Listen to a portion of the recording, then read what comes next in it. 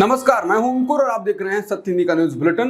एक नजर अब तक की सुर्खियों पर। जम्मू कश्मीर चुनाव को लेकर इलेक्टोरल एज का एग्जिट पोल आ गया है। इसमें कांग्रेस गठबंधन की सरकार बन रही है। सर्वे में नेशनल कॉन्फ्रेंस को 33 सीटें, कांग्रेस को 12 सीटें, बीजेपी को 27 सीटें और पीडीपी को 8 सीटें दिखाई गई हैं और अन्य के खाते में 10 सीटें जा सकती हैं। बता दें, चुनाव से पहले कांग्रेस और नेशनल कॉन्फ्रेंस का गठबंधन हो गया था और वो गठबंधन में चुनाव लड़े हैं। आखिरी चरण की वोटिंग 1 अक्टूबर को खत्म हो गई थी। हरियाणा में दोपहर 3 बजे तक 49.13% वोटिंग दर्ज की गई है। मेवात में सबसे ज्यादा 56.59% मतदान दर्ज किया गया है। बता दें, हरियाणा में आज सभी 90 सीटों पर वोटिंग हो रही है। भाजपा को 10 साल की सत्ता विरोधी लहर का सामना करना पड़ रहा है। इस चुनाव में भाजपा और कांग्रेस के बीच सीधा मुकाबला है। हिमाचल प्रदेश में टॉयलेट सीट टैक्स लगाए जाने के दुष्प्रचार का सीएम ने जवाब दिया। मुख्यमंत्री सुखविंदर सिंह सुक्खू ने आरोपों को निराधार बताते हुए कहा कि टॉयलेट टैक्स जैसा कोई टैक्स नहीं, इसका राजनीतिक लाभ नहीं उठाना चाहिए। सुखविंदर सुक्खू ने कहा कि चुनाव से पहले बीजेपी ने हिमाचल प्रदेश में 5,000 करोड़ रुपए की रेवड़ियां बांटी थी, जिसमें उन्हें मुफ्त पानी के मीटर लगाने का वादा किया गया था और कहा गया था कि पानी का कोई बिल नहीं लेंगे।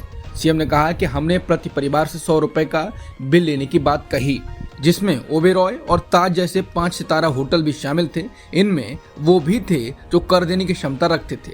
टॉयलेट टैक्स जैसे कोई टैक्स नहीं है। ये जो लोग इस पर राजनीति करते हैं उन्हें समझना चाहिए, इसका सियासी लाभ नहीं लेना चाहिए। चीजों को पहले समझें और फिर बातें करनी चाहिए। अमेरिकी राष्ट्रपति जो बाइडेन ने इजरायली प्रधानमंत्री बेन्यामिन नेतन्याहू के अमेरिकी चुनाव को प्रभावित करने के सवाल पर जवाब दिया।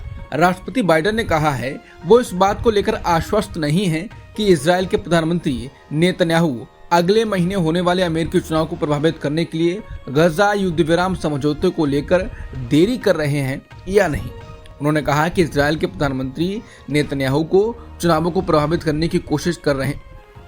उन्होंने कहा कि इजरायल के प्रधानमंत्री चुनावों को प्रभावित करने की कोशिश कर रहे हैं या नहीं मुझे नहीं पता, लेकिन मैं उन पर भरोसा नहीं कर रहा। बाइडेन ने कहा कि आज तक किसी भी प्रशासन ने इजरायल की इतनी मदद नहीं की है जितनी मैंने की है और मुझे लगता है कि नेतन्याहू को ये बात याद रखनी चाहिए। ईरान पर इजरायल के द्वारा हमला करने को लेकर अमेरिकी राष्ट्रपति जो बाइडेन का बयान आया है। उन्होंने कहा है कि वो नहीं चाहते कि इजरायल ईरान के तेल प्रोडक्शन प्लांट्स को निशाना बनाए। उन्होंने कहा कि इजरायल ने अभी तक ये तय नहीं किया है कि वो ईरान पर किस तरह से हमला करने जा रहा है। उन्होंने कहा कि अगर इजरायल की जगह मैं होता तो मैं उनके तेल प्लांट्स पर हमला करने के अलावा दूसरे विकल्पों के बारे में सोचता। इजरायल ने कहा है कि वो दक्षिणी लेबनान में अपने जमीनी अभियान को जारी रखे हुए है, जिसमें जमीन के ऊपर और नीचे हिजबुल्लाह के बुनियादी ढांचे पर रेड की जा रही है। इजरायली सेना ने कहा है कि उसने हिजबुल्लाह के हथियारों के गुप्त भंडार को नष्ट किया है। इजरायली सेना ने कहा कि सीमा के पास अंडरग्राउंड लड़ाई में हिजबुल्लाह की ओर से प्रयोग में लाई जा रही टनल को भी नष्ट किया गया है। इजरायली डिफेंस फोर्सेस का कहना है कि हालिया रेड में हिजबुल्लाह के दर्जनों लड़ाकों को मारने के लिए जमीनी सैनिकों और वायुसेना ने मिलकर काम किया है। इससे पहले हिजबुल्लाह ने भी कहा था कि उसके लड़ाके अदाई से क्षेत्र में इजरायली सैनिकों के साथ लड़ रहे हैं। उत्तरी लेबनान के शहर त्रिपोली में हमास के सशस्त्र दल के एक नेता की मौत हुई है। समाचार एजेंसी रॉयटर्स ने हमास से जुड़ी मीडिया के हवाले से इसकी जानकारी दी। रिपोर्ट के मुताबिक फलस्तीनी शरणार्थी शिविर में हुए इजरायली हमले में सईद अताल्लाह की परिवार के 3 लोगों के साथ मौत हुई। इजरायल की सेना ने अभी इस पर कोई प्रतिक्रिया नहीं दी।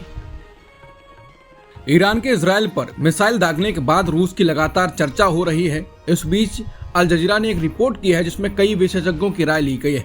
इसमें 2 लोगों यानी मालिनिन और सुलेमानोव ने कहा है कि रूस एक और युद्ध नहीं चाहता है। उन्होंने कहा कि हमने इस अप्रैल में देखा था जब ऐसा लगा कि ईरान और इजरायल पहले से ही एक बड़े युद्ध में जा रहे हैं तो रूस ने स्पष्ट रूप से ईरान का पक्ष लिया था। रूस ने ईरान और इजरायल दोनों से संयम बरतने को कहा था। इसके साथ सुलेमानोव ने कहा कि रूस को मिडिल ईस्ट में अराजकता, अशांति, हलचल से फायदा होता है। अमेरिका अब यूक्रेन में युद्ध से विचलित हो गया है। उन्हें अब मिडिल ईस्ट के हालात को सुलझाने में बहुत समय बिताने की जरूरत है, लेकिन साथ ही क्रेमलिन एक और बड़ा युद्ध नहीं देखना चाहता है। ईरान ने कहा है कि हमारी प्रतिक्रिया पूरी तरह से हमलावर के प्रति होगी। अगर कोई देश हमलावर की मदद करता है तो उस देश को अपराध में भागीदार और वैध टारगेट माना जाएगा। ईरान ने कहा कि हमारी सलाह है कि वो इजरायली शासन और ईरान के बीच संघर्ष में शामिल ना हो और लड़ाई से दूर रहें। इजरायल लेबनान बॉर्डर पर भीषण लड़ाई चल रही है। हिजबुल्लाह ने कल रात शहर पर हमला करने के इजरायली सेना के एक प्रयास को फेल कर दिया था। मीडिया रिपोर्ट्स के मुताबिक कथित तौर पर हिजबुल्लाह लड़ाकों ने इजरायली घुसपैठ के रास्ते पर बम विस्फोट किए और इसके बाद 3 इजरायली शहरों की ओर रॉकेट भी दागे।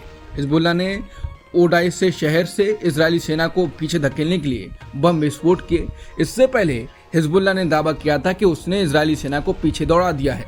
बता दें, पिछले कुछ दिनों में इजरायल के 9 सैनिकों की मौत हो चुकी है। हमलों में इजरायल को भी नुकसान उठाना पड़ रहा है।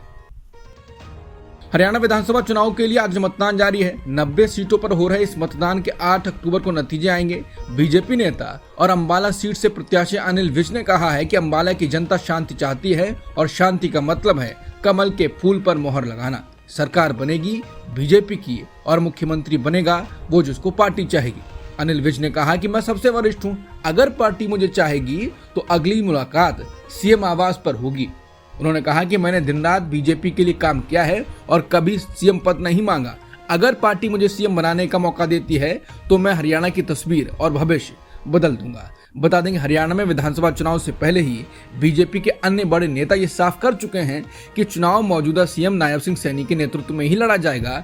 अगर जनता फिर से बीजेपी को चुनकर सरकार में लाती है तो नायब सिंह सैनी मुख्यमंत्री बने रह सकते हैं। इसके बावजूद अनिल विज ऐसे बयान देकर बीजेपी को बुरा फंसा रहे हैं। हरियाणा विधानसभा की 90 सीटों के लिए आज वोटिंग हो रही है। जुलाना से कांग्रेस उम्मीदवार और महिला पहलवान विनेश फोगाट ने अपना वोट डालने के बाद चुनाव को लेकर कहा कि ये बहुत बड़ा उत्साह का दिन है। उन्होंने कहा कि सब वोट करने जरूर आए। 10 साल पहले जब हुड्डा साहब मुख्यमंत्री थे तब खेल का स्तर बहुत अलग था। हरियाणा में जितने वर्ग हैं हम सबको साथ लेकर चलना चाहते हैं। वहीं करनाल में अपना वोट डालने के बाद राज्य के पूर्व मुख्यमंत्री मनोहर लाल खट्टर ने कहा कि हमें इस बार 50 से ज्यादा सीटें मिलेंगी। हरियाणा में वोटिंग चल रही है। इस बीच महाराष्ट्र में चुनावी बिगुल बज चुका है।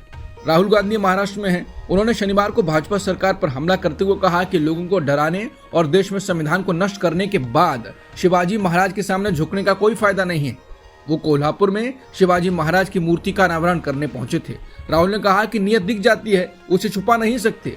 उन्होंने मूर्ति बनाई और कुछ दिन बाद वो टूट गई। उनकी नियत गलत थी। शिवाजी महाराज की मूर्ति ने मैसेज दिया कि आप मूर्ति बनाओगे तो शिवाजी विचारधारा की रक्षा भी करनी पड़ेगी। बता दें, विधानसभा चुनाव से पहले राहुल का ये दौरा अहम माना जा रहा है। वो महाराष्ट्र विधानसभा चुनाव के लिए प्रचार शुरू कर चुके हैं। राहुल पहले 4 अक्टूबर को कोल्हापुर आ रहे थे, लेकिन उनके प्लेन में टेक्निकल इशू के चलते वो नहीं आ सके। वहीं पीएम मोदी भी महाराष्ट्र के दौरे पर हैं। कुल मिलाकर महाराष्ट्र अब चुनावी अखाड़ा बन चुका है। सरकारी खर्च पर संसदीय निगरानी रखने वाली लोक लेखा समिति यानी पीएसी ने सेबी के अध्यक्ष माधवीपुरी बुच और अन्य अधिकारियों को 24 अक्टूबर को उनके सामने पेश होने के लिए कहा है। सूत्रों ने कहा कि उन्हें नियामक संस्था के बारे में बयान देने के लिए आने को कहा गया है। समझा जाता है कि पीएसी अमेरिकी शॉर्ट सेलर हिंडनबर्ग रिसर्च द्वारा बुच के खिलाफ लगाए गए आरोपों से संबंधित सवाल पूछेगी। भारतीय कानून के तहत भगौड़े घोषित किए गए जाकिर नाइक के एक्स हैंडल पर भारत में रोक लगा दी गई है। जाकिर नाइक के एक्स हैंडल पर लिखा है कि कानूनी कार्रवाई करने की मांग के जवाब में जाकिर नाइक के एक्स हैंडल पर भारत में रोक लगाई गई है। इससे पहले शुक्रवार को विदेश मंत्रालय ने भी जाकिर नाइक की पाकिस्तान यात्रा पर टिप्पणी की थी। अब तक की सुर्खियों में इतना ही। बाकी खबरों के लिए बने रहिए सत्यहिंदी.com के साथ।